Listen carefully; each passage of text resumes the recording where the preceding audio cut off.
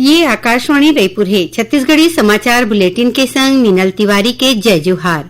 अब सुनाओ आज के प्रमुख समाचार। मुख्यमंत्री के अगुवाई में राज्य मंत्रिमंडल के हो इस बैठका।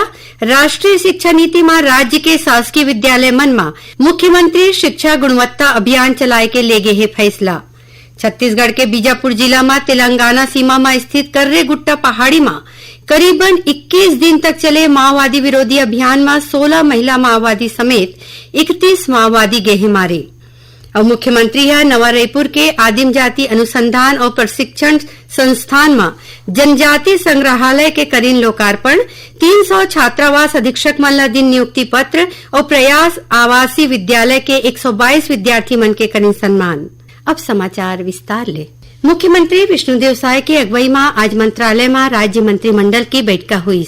बैठक में मंत्रिपरिषद हर राष्ट्रीय शिक्षा नीति में राज्य के शासकीय विद्यालय मन में मुख्यमंत्री शिक्षा गुणवत्ता अभियान चलाए के फैसला ले है। स्कूल शिक्षा विभाग कोती लिए अभियान के संबंध में दिशा निर्देश जारी करे जाही। अभियान में विद्यालय के सामाजिक अंकेक्षण करके गुणवत्ता के आधार में ग्रेडिंग होही। उन्हें पालक शिक्षक बैठक ले अभिभावक मन के सहभागिता सुनिश्चित करे जाही। मंत्रिपरिषद साहित्य और कला के क्षेत्र में कलाकार और साहित्यकार मन ला मिलैया मासिक वित्तीय सहायता पेंशन ला 2000 ले बढ़ा के 5000 रूपया प्रतिमाह करे के फैसला ले है। उन्हें औद्योगिक विकास ला बढ़ावा देबर छत्तीसगढ़ औद्योगिक भूमि और भवन प्रबंधन नियम में संशोधन के प्रस्ताव के अनुमोदन करेगी। राज्य में उद्योग ला बढ़ावा दे और निवेश ला आगू बढ़ाए बर औद्योगिक विकास नीति में कतकुन महत्ता के संशोधन ला मंजूरी दे गे है।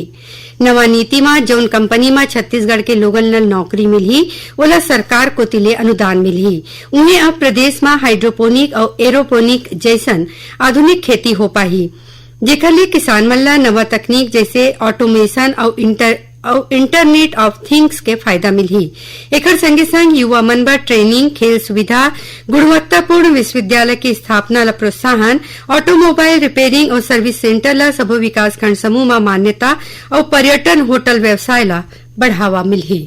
छत्तीसगढ़ के बीजापुर जिला में तेलंगाना सीमा में स्थित कर्रे गुट्टा पहाड़ी में करीबन 21 दिन तक चले माओवादी विरोधी अभियान में 31 माओवादी मारे गए हैं। इनमें 16 महिला माओवादी शामिल हैं। आज बीजापुर में हुए एक पत्रकार वार्ता में केंद्रीय रिजर्व पुलिस बल सीआरपीएफ के महानिदेशक ज्ञानेन्द्र प्रताप सिंह, छत्तीसगढ़ के पुलिस महानिदेशक अरुण देव गौतम और बीजापुर के पुलिस अधीक्षक जितेंद्र कुमार यादव बताइन कि 121 अप्रैल ले 11 मई तक चले ये ऑपरेशन के दौरान कुल 21 मुठभेड़ हुई।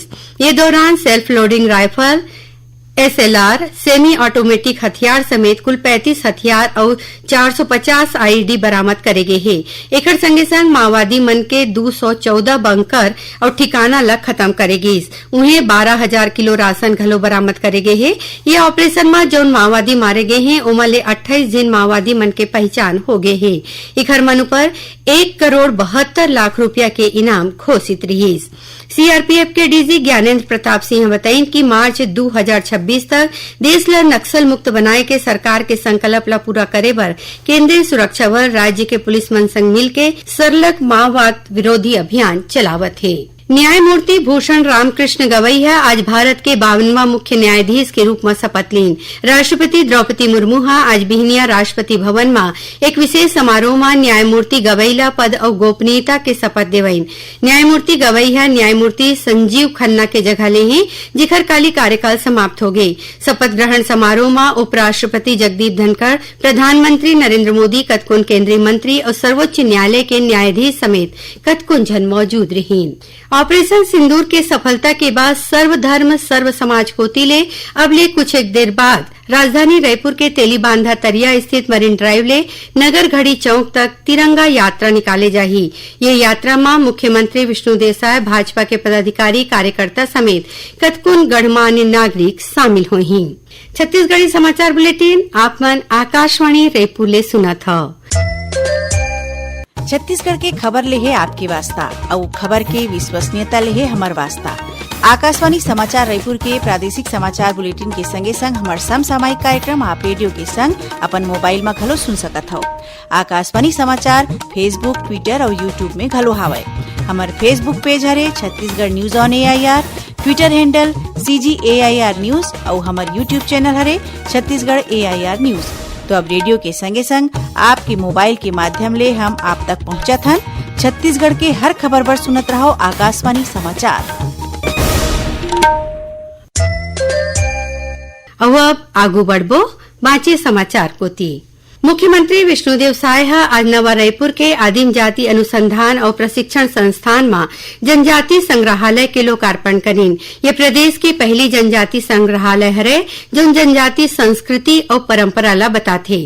कार्यक्रम में मुख्यमंत्री आदिम जाति विकास विभाग के नवा बने 300 छात्रावास अधीक्षक मन ला नियुक्ति पत्र बांटीन। उन्हें JEE मेंस में चुने गए प्रयास आवासीय विद्यालय के 122 विद्यार्थी मन के सम्मान करीन।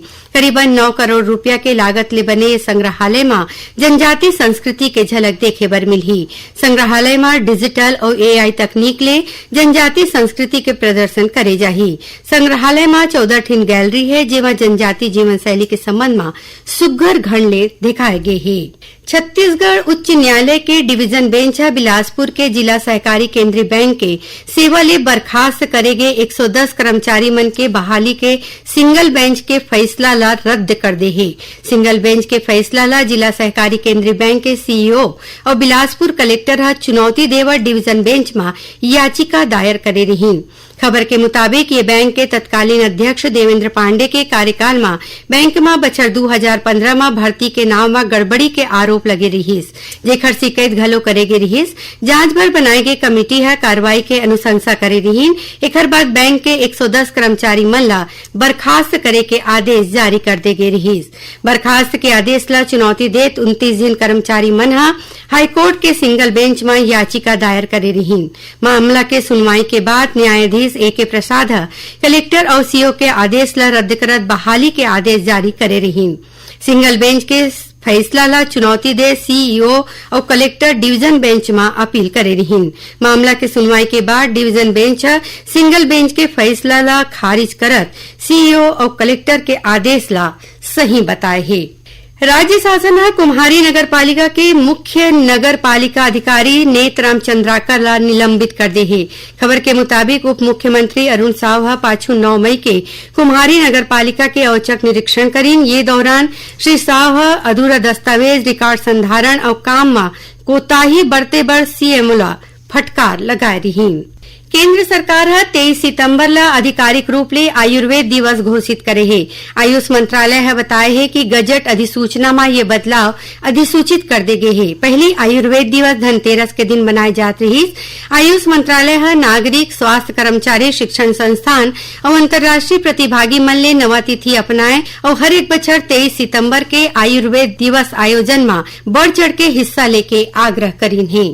संस्कृति विभाग कोती ले रायपुर के महंत घासीदास स्मारक संग्रहालय परिसर में काली 15 मई ले पारंपरिक शिल्प और विविध कला प्रशिक्षण शिविर आकार के आयोजन करे जाही। 31 मई तक चलैया ये शिविर 2 पाली में बिहनिया 7 ले 10 बजे और संझा 5 ले 8 बजे तक चलाए जाही। शिविर के दौरान फाइन आर्ट, नाटक, स्केचिंग, कैनवास पेंटिंग, जूट शिल्प, मेहंदी, गोदना, छत्तीसगढ़ ज्वेलरी और ट्राइबल वुडन आर्ट समेत आने विधा में प्रशिक्षण दे जाही।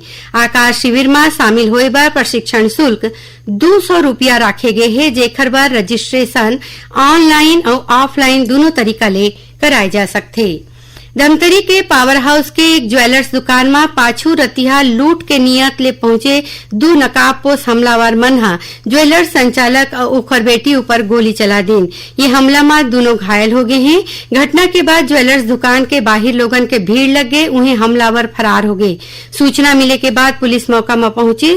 CCTV फुटेज के आधार में पुलिस आरोपी मन के तलाश शुरू कर दे है। आखिर में प्रमुख समाचार एक घाव फेर। मुख्यमंत्री के अगुवाई में राज्य मंत्रिमंडल के हो इस बैठका। राष्ट्रीय शिक्षा नीति में राज्य के शासकीय विद्यालय मन में मुख्यमंत्री शिक्षा गुणवत्ता अभियान चलाए के ले गए है फैसला। छत्तीसगढ़ के बीजापुर जिला में तेलंगाना सीमा में स्थित कर्रे गुट्टा पहाड़ी में करीबन 21 दिन तक चले माओवादी विरोधी अभियान में 16 महिला माओवादी समेत 31 माओवादी मारे गए हैं। और मुख्यमंत्री ह नवा रायपुर के आदिम जाति अनुसंधान और प्रशिक्षण संस्थान में जनजाति संग्रहालय के करीन लोकार्पण, 300 छात्रावास अधीक्षक मन ला दिन नियुक्ति पत्र और प्रयास आवासीय विद्यालय के 122 विद्यार्थी मन के करीन सम्मान। एकरे संग छत्तीसगढ़ी समाचार बुलेटिन इहे सिरावत है। जय जोहार।